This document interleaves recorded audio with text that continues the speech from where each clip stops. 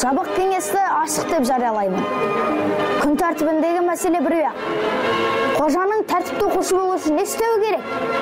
Ал, сөйле батыр. Тұр, отыр. Жаз. Не деп жазам? Жаз. Ертеңнен бастап тентек болып, бірде-бір баламен төбелеспеймін деп. Сонан соң тек қана жастар телеарнасын қараймын деп жаз. Жастар телеарнасы? Ал егер анам үнді сериалын қарап отырса ше. Ондай жағдайда YouTube желісінен қарауға болады.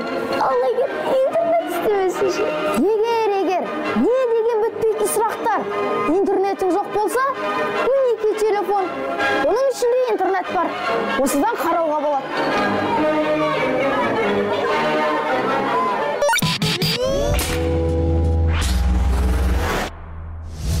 Келесі аптада диплом аламыз. Ауылда әдемі қыздар бар ма десеш? Барсай онда дипломмен ауылға.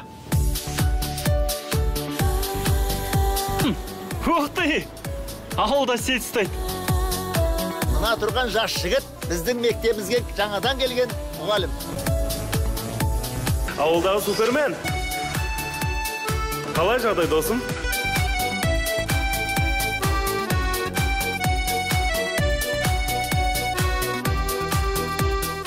Ауылда әдем қыздар бар. Мен өз бақытымды ауылда таппын. Сабақ бітті, сау болыңыздар.